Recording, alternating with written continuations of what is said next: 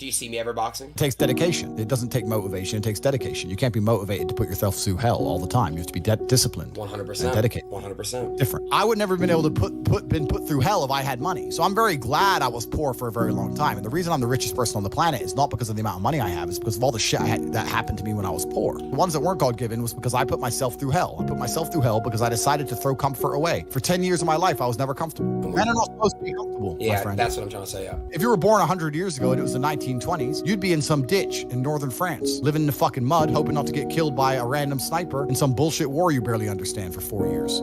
Then you'd come home and hope your wife hasn't been bombed. Yo! You understand? But But that's the world. That's the world. The world has become exceptionally easy for a lot of men. It used to be a different place. Most men were cannon fodder. Most of us would have ended up in wars, dying for fucking no reason. damn. Now we don't have to do that. Because we don't have to do that, men think it's okay to just become comfortable now. You're not supposed to be comfortable. You were never evolved to be comfortable. You're supposed to be uncomfortable. Right. And if you make yourself uncomfortable constructively, it's very easy to be anything you want. I find it amazing that people will sit there and spend all their time upgrading that character, making as much money as they can, getting the best guns, getting strong, getting some hoes, meeting important people, getting the best car. They'll do all that in a game, but they won't do it in real life. I find that incredible. My life is GTA. I don't need to play a game for GTA. If I want a gun, I'll fucking buy it. If I want a car, I'll fucking buy it. I want a bitch, I'll get her. It's me. I am GTA. I don't see why people play the games. They play the games because they're scared of loss. Because if you die in the game, you get another chance. If you lose in the game, you get another chance. In life, you get one shot. Damn, that's... But if you get some balls, that's what life is as a game. That's what life is as a man. This is one big video game. You get to upgrade your character. You're not born with any value. All these women that you just put me on with are born with value. They're pretty already. They're gorgeous already. They're good looking enough. Even if they're a 5, someone's gonna give a shit they exist because someone wants to fuck them. As a man, if you don't make yourself valuable, you have no value. You have to get up and do it. Just like a video game, you start with fucking 0. You have to decide if you want to complete it. You have to upgrade your character. So I find it amazing that men are gonna play video games and fuck about and waste their time instead of upgrading their character. Everyone knows what to do. You know what you have to do. You're right. If you had become the most dangerous, intelligent, respectable man on the planet, you know you're supposed to go to the gym. You know you're supposed to train, learn how to fight. You know all these things. You don't do them. That's your decision. It's your prerogative. I didn't make that choice. I made the choice to do it all. I decided all. That every single man watching this can do the exact same thing. Which is why I have very little pity when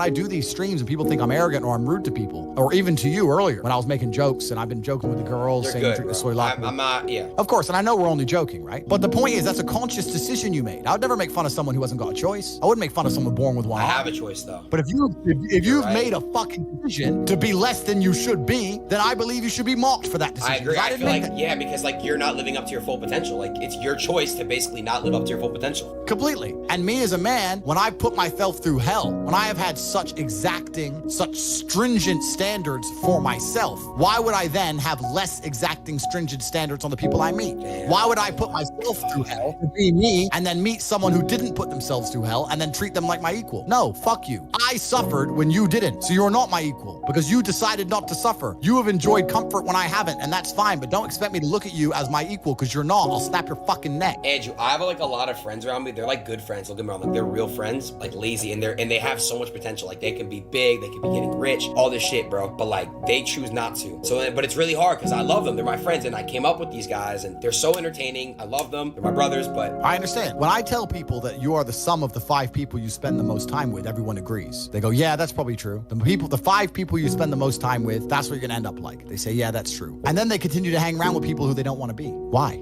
There has to be a point. There has to be a point where you sit and go, okay, you're my friends, etc., etc. I love you guys. Yeah, we can talk, whatever. But I'm on a different life path.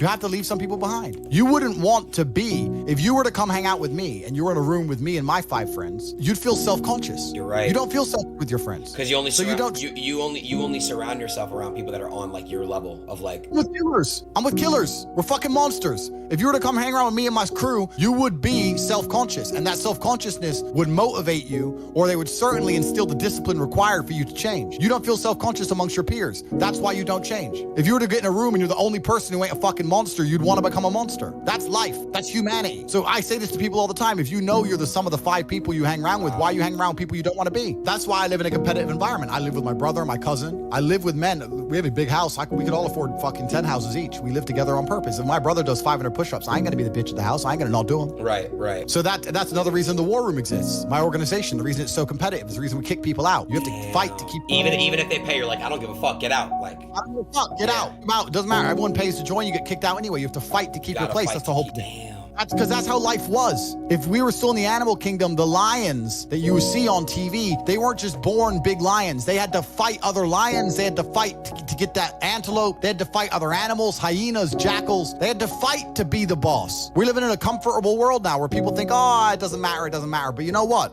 To some degree, it does matter. It does matter, and I'm gonna tell you who it matters to. It matters to your soul, and it matters to God. I stand in the mirror with a pure heart. I know I am the best version of me that could possibly ever exist. I know that God is proud of me. There's nothing that God hates more than sloth and laziness. If God were to create a man, and that man were to sit around and do fuck all, God will frown upon you. It's why you're never lucky. If you're listening to this and you think I'm never lucky, I'll tell you why, because God dislikes you because you're fucking lazy. Start to work. Start to show God the beauty of his own creations. You'd be amazed how lucky you'll become. Wow. God is unhappy with these people. And inside their hearts, they're unhappy. We talk about depression, anxiety, all those things you mentioned earlier on this podcast. That comes from self-loathing. You loathe your own weakness. You loathe your own laziness. This is what all of these things are. I don't feel depression. How can I feel depression when I'm the most powerful version of me that I could ever fucking be? How can I feel depression when I could squeeze my own hand hard enough to break my own bones? How can I feel depression when I've smashed and destroyed 68 people's faces in front of me? Men who thought they could test me in fair combat. How can I feel depressed? It's impossible. Do you understand? Bro, you got like the best fucking mentality, like brain, like ethic I've ever seen in my fucking life.